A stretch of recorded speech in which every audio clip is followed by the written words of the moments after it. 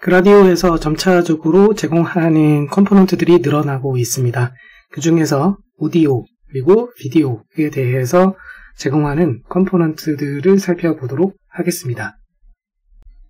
우선 오디오에 대한 컴포넌트의 클래스 이름과 그리고 그 클래스들을 지칭하고자 할 때 문자열 형태의 숏컷이 존재합니다. 그래서 이것을 정리한 게 이 화면 상단에 나와 있고요. 두 개의 클래스가 있는 걸 보실 수 있습니다. 오디오라는 클래스 그리고 마이크로폰이라는 클래스가 그것이고요. 이 두 클래스의 숏컷은 이 상단에서 가운데 있는 부분과 같이 소문자로 해서 오디오, 마이크로폰이 되겠고요. 그래서 소문자로 오디오라고 쓰면은 이 왼쪽에 있는 오디오 클래스로서 인식이 된다라는 것이고, 마이크로폰이라고 소문자로 써주면 마이크로폰이라는 이 클래스로 인식이 된다라는 겁니다.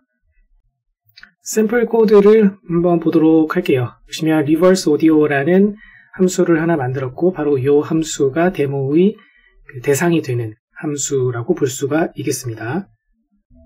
매개 변수로 오디오라는 이름의 객체를 취하고 있으며, 이 오디오 객체의 타입은 튜플이나 아니면 리스트 등과 같이 그 안에 2개 이상의 객체를 담을 수 있는 녀석이라고 볼 수가 있고요. 지금과 같은 경우에는 2개의 객체를 담고 있어서 sr과 데이터라는 이름의 또 다른 변수로 쪼개서 넣어주고 있습니다. 여기서 sr이라는 변수는 그 샘플 레이트의 값을 담는 변수가 되겠고요. 그래서 샘플 레이트의 s와 r을 따서 변수명을 sr이라고 지은 것 같아요. 그리고 그 소리 데이터 자체가 바로 이 데이터라는 이름의 변수에 들어가게 됩니다. 자, 그런데 이것을 어떻게 가공을 해서 리턴을 해주고 있냐면, 샘플 레이트는 그대로 넣어주고 있고, 이것을 튜플로 만들어서 리턴을 해주고 있죠. 튜플로 그 매개 변수로 들어온 녀석을 결국에는 5종의 가공 처리를 한 다음에 다시 튜플로 만들어서 리턴을 해주고 있다는 걸 볼 수가 있어요. 이게 왜 그러냐 하면, 결국에는 reverse audio라는 요 함수가 데모의 대상이 되는 함수인데, 이 함수가 입력으로 취하는 그 매개 변수 오디오는 마이크로폰에 해당되는 요 클래스의 객체를 통해서 그 입력 값이 만들어져서 들어오게 되거든요. 그런데 그것이 지금 보시는 것처럼 샘플 레이트와 데이터로 구성이 되어 있다는 거예요. 그것의 튜플 형태로서 그것을 받아서 처리를 한 후에 그것의 결과물을 리턴을 해주게 되면, 결국 이 리버스 오디오 함수에서 그것을 이렇게 리턴을 해주게 되면, 그게 이 아래쪽 인터페이스에서 아웃풋으로 지정을 해둔 요 오디오 클래스의 객체 쪽으로 넘어가게 되겠죠. 근데 그곳에서도 동일하게 샘플 레이트랑 데이터로서 데이터를 취급을 하거든요. 그래서 똑같은 형태로, 튜플 형태로 만들어서 리턴을 해주고 있는 것입니다. 자, 아무튼지 간에 이 리버스 오디오 함수에서 해주는 가공 처리가 뭐냐면, 이 numpy에서 제공되는 flipud라는 함수로 호출하고 있고요. 이 함수를 호출함으로써 이 데이터 안에 들어있는 값들이 뒤집히는 효과가 생기게 됩니다. 그러니까 이 데이터라는 게 아까 말씀드렸다시피 그 오디오 데이터 자체를 의미하는 것인데, 소리 데이터 자체를 의미하는 것인데, 그 소리 데이터라는 것도 결국엔 숫자값 아니겠습니까? 그러니까 그 숫자 값으로 이루어진 것을 뒤집어주는 그런 동작을 취하게 됩니다. 그렇게 되면 샘플 레이트는 똑같이 하면서 그 소리에 해당되는 숫자 값을 뒤집어가지고 만들어가지고 리턴하게 되면 어떻게 될까요? 결국엔 소리가 거꾸로 뒤집힌 소리로서 바뀌게 된다고 볼 수가 있겠죠. 그래서 이 함수 이름도 reverse audio라고 짓지 않았나 싶습니다. reverse audio 함수에 대한 데모를 위해서 보시다시피 인터페이스 객체를 생성을 해서 데모로서 만들어주고 있고요. examples에다가 몇 개의 데모를 손쉽게 감상해 보기 위한 example들을 나열을 할 수가 있어요. 자, 그러면 이제 실행된 예시를 보도록 하겠습니다. 화면 상단에 있는 것이 처음에 이 데모를 딱 실행하자마자 볼 수 있는 화면이 되겠고요. 그래서 화면 가운데를 기준으로 해서 왼쪽은 사용자로부터 입력을 받는 부분, 오른쪽은 입력받은 것에 대해서 제출하기 버튼을 눌렀을 때 볼 수 있는 결과물이 보여질 공간이 되겠죠. 그리고 바로 그 아래에는 이그젬플들이 나열이 되어 있습니다. 여기서 그 왼쪽 부분, 입력하는 부분에서 Record from Microphone 이라고 되어 있는 이 버튼을 클릭함으로써 마이크로폰을 통해서 그 음성을 직접 입력하실 수가 있습니다. 그렇게 입력을 다 마친 후에 제출하기 버튼을 눌러주시게 되면은 오른쪽에서 그 결과물을 감상을 하실 수가 있어요.